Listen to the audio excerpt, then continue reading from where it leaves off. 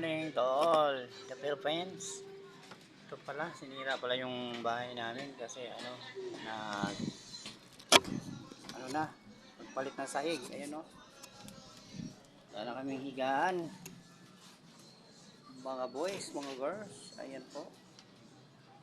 Ayos po kami ng ayos kami ng bahay. Sira na ang bahay. Wala na matulugan yung mga bata.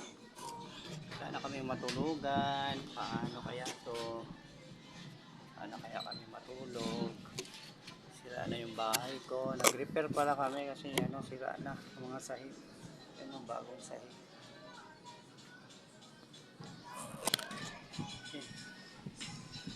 Repair kami bagong sahig.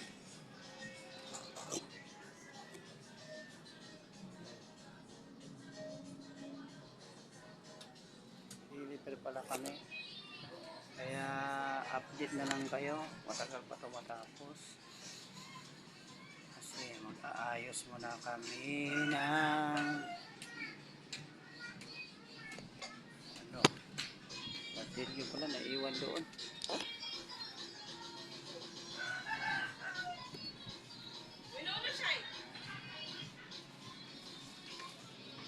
Paabot nga martilyo dyan.